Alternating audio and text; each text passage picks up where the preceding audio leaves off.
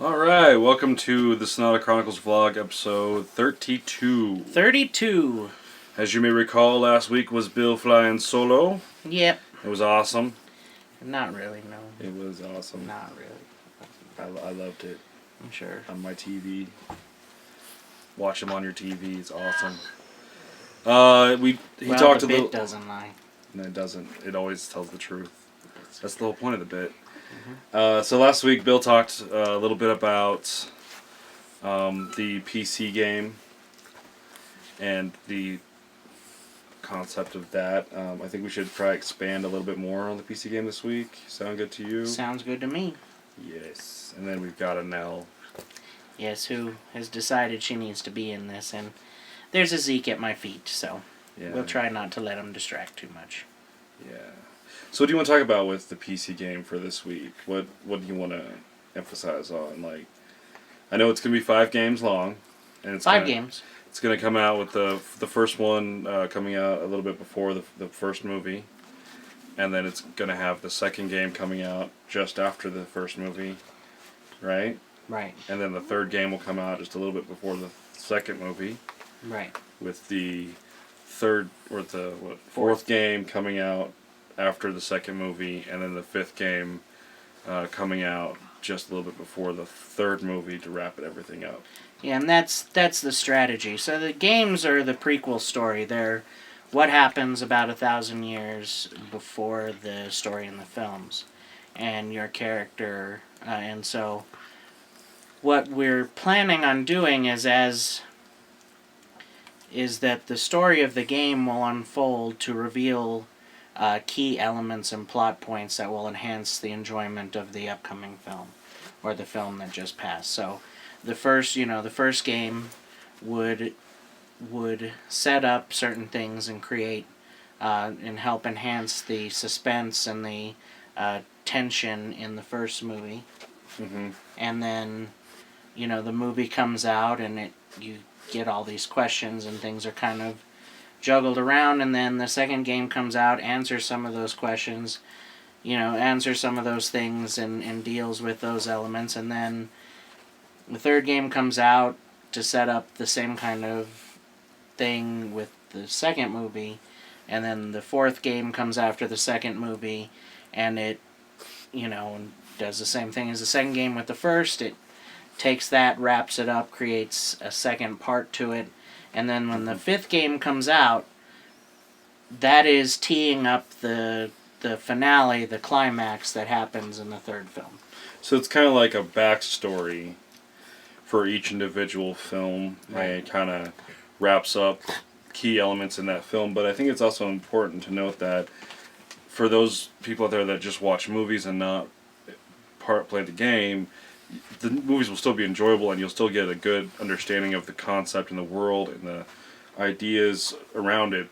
The game is there just to add to it, not just, you don't have to play the games to enjoy the movie, and you don't enjoy the movie to play the games, but it's our hope that you would play all the games, enjoy all the movies, join the social network, read the comics, and even if you're into it, play the tabletop. Right. That we're hoping to bring out as and well. Our goal here, most times when you have a transmedia project, it's the same story being told over and over and over again in different ways. Right. It'll be transmedia because there's novels and comic books and movies and video games and maybe a social game or a role-playing game or tabletop. And this qualifies as transmedia even though it's pretty much the same thing over and over and over again. It's the same story, the same events over and over and over again. Our goal is that anytime we roll out a new avenue, the product that we're offering you is the experience of the Sonata Chronicles. Right. Every time we roll out a new avenue that gives you access to that experience, it's not going to be the same thing over again. It's going to be something that adds to the lore, adds to the mythology, increases the depth and immersion of that experience. But at the same time, each one would be complete. It would be its own complete story. So you wouldn't need... You could, if you become a diehard fan, you could like everything, and you Mhm. could watch the whole thing. If you become, if not, and you just, you don't play video games, you don't do tabletop games, you can watch the 3 films, and the 3 films alone will stand on their own and should be enjoyable as well. Mm-hmm. So it's rewarding loyal customers without deterring deterring people that just want to consume, the product on their own terms. Right. It's not forcing anyone to enjoy every part of the product. It's Right. really your choice. Everyone's an individual, so we want you to enjoy it how you enjoy it. And the whole point about it being a separate storyline. With most movies, there's always a game that follows, and it's usually they follow within 3 to 6 months or even a year later, and it's just a rehashing of the movie because it's not done at the same time.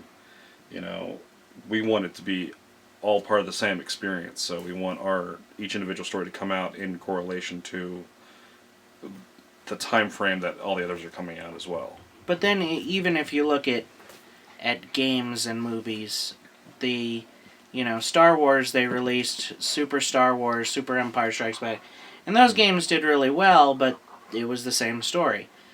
The games that really went to the next level were the Knights of the Old Republic series that went in further into the expanded universe. So they went into the expanded universe, and they put together a whole. They added to the mythology. They added to the understanding of what Star Wars is, and then it became an MMO, and it became these other big things. You look at The Godfather. They kind of told the same story in The Godfather, but they played off the fact that the Godfather films have all this stuff that goes on off camera and all these things that happen in the shadows that, Michael Corleone commands it and it happens and they never really go into who it is. And so when you play the Godfather games, you play the guy that takes the order and goes and does it, that you never really see on screen, that's never featured. And that was very successful. People really enjoyed that. And so that's kind of the dynamic that we're playing off of, is not to adapt, but to enhance. Right. It's kind of like the fan fiction for Star Wars. Right. They came out after the fact, and it's been highly successful, and it's kind of made that entire franchise into what it is the fan fiction. The cult classics. Same thing with Army of Darkness and all those old cult classics is they get to be those classics because people take what did come out and make it further. And we want to start it off with a large mythos, so that if someone does want to write a fan fiction, I don't think we'd have a problem with that. It's just people enjoying it and taking their own twist of the story. That's the whole point. It's make it your own. And I think Lucas had it right with Star Wars in that he seems to be okay with you doing as much fan fiction, fan films, whatever, with his stuff, as long as you're not making money off of it. And then if you're making money off of it, you need to talk to him and work it out. Yeah. Family Guy has to go through Lucas every time. And same with Robot Chicken. They have to go through Lucas every time they want to do a spoof or something. But you go on YouTube and there's not an abundance of fan films being taken down because they feature lightsaber battles or Jedi, Jedi fights, or all kinds of spin-offs and that kind of thing. So so you have a whole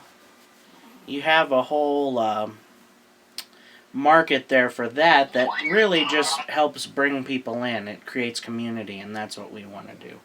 And we're not going to make a profit off the R2-D2 sound that you just heard, so we'll leave it in there.